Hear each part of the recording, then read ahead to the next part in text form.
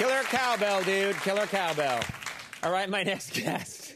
No one hits a metal cowbell like you. My next guest literally changed the face of television with the hit shows Survivor and The Apprentice. He also has the upcoming shows Apprentice with Martha Stewart. Can't wait for that. And The Contender.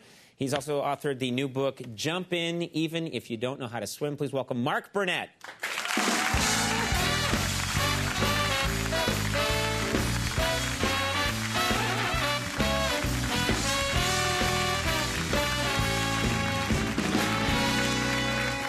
There is a lot to talk about here. You are not afraid of stripes, are you? Look at those socks. Look at that shirt. You've gone insane. Welcome to the show, though. I think Martha would approve. Martha, well, that's the first thing I want to ask you about. You're doing a version of The Apprentice with Martha Stewart.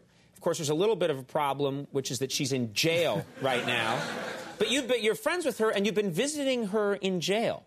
It's like Martha or The Apprentice meets Oz. Right. That's what I'm really going to do. Right. So what's it like? I mean, tell us. We want to know. How is Martha? What's prison Martha like? Well, actually, I was expecting kind of Oz or Midnight Express. It's not that bad. She's not. Is she wearing like an orange jumpsuit? And is she fighting other prisoners? She actually looks like... she looks like she looks at home. She's got khakis, green work shirt, tennis shoes. Same as everybody else. It's really not a bad facility. I mean, there's no dignity there. She has no freedom. She's in jail. Yeah, that's... You make it sound like it's pretty good. You can wear a green top if you want, but you're in jail.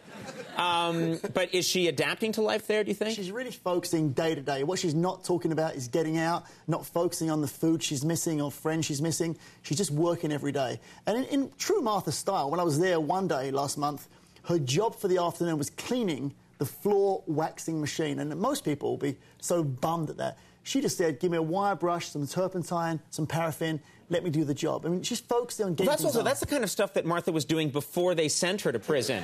That's the interesting thing. She's there like, if you want, I'll go clean that machine for you and make it look nice. Nothing's changed. Yeah, so it's all the same for her. I heard a story recently, I don't know if it's true, that Martha, there was a jailhouse decorating contest that Martha, got into with the other inmates, and that she lost. Is that true? And I was there that morning. I was there the morning. So it's true. She lost a decorating... Martha Stewart lost a decorating contest to another inmate. To convicts, yeah. Really? And what happened? What went wrong? Actually, I was there, luckily for me, before she heard the result. She came in to see me. She was so excited that just come and reviewed her jailhouse cells of the decorations and was going back for the results. Right. I'm glad I left before she got the results. I know. It must have been like Jimmy Cagney in White Heat. She must have been like... throwing guards off left and right. Wow, that's incredible. Incredible. All right, let's move on to another fascinating character you've been working with, Donald Trump. You created the show The Apprentice with Donald Trump. When you first met with Trump, you're a very successful television creator, producer. Did you say to him ever, we got to do something about your hair? We have to change your hair, or can we, a wig? Or did you make any suggestions about his hair at all? Actually, funnily enough, after all the criticism on TV and stuff, Trump actually really asked me seriously one day, do you really think I should do something about my hair? I said, Donald, I have 3 words for you. Samson and Delilah. Really? You know the story? Yeah. The guy cut his hair off and the temple fell down. Right. You think it's the source of his strength is that hair that starts from the middle of his back that he combs up, over and around. That's the source of his heavenly power. Possibly Trump Tower may fall down. I told him, yeah. So don't touch it. Your attitude is... It's working. It's working. If it's not broken, don't fix it. Okay. So the other thing is you have spent time with Donald Trump just walking around, and you see how people react to him.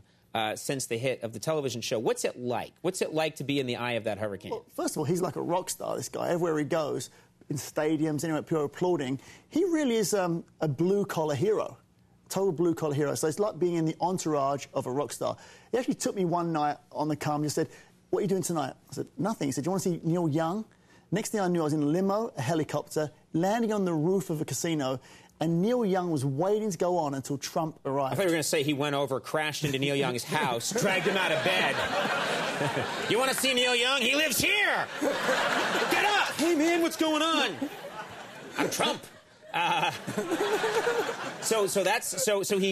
He can make things happen just like that. Is that what you're saying? Totally. Yeah. So how do average people respond to him? You're walking around in one of his casinos. What is the average person? How do they respond to him? The funniest thing with me is, I mean, no one really knows who I am, and I hadn't even had The Apprentice on air, so he's introducing me to everybody he meets, like 500 people. This is Mark Burnett, Survivor. Now, some people know the show. There's one Vietnamese guy at the casino, just won about 40 grand. The guy's all excited. He says, meet my friend, Mark Burnett, Survivor. The guy looked so sad for me. He thought that I was a cancer survivor or something like that. Did he give you any money? Here's $40,000. Yeah, that's nice. Well, one of the things that's interesting about the shows that you've created is that they can be repackaged or sort of retooled to appear in foreign countries. Yeah. So you can take the format of, and this is a nice thing for you. We've tried that with this show, and, you know, it's insanity. You don't want to meet Himalayan Conan. But you've taken The Apprentice, and you have pretty much sold it out to 100 different countries. Yep. How is it different in some of these countries? Well, it's the same format. Same format, someone else doing the Trump role. And some of them are pretty ordinary, like in England, a guy called Sir Alan Sugar is like Trump.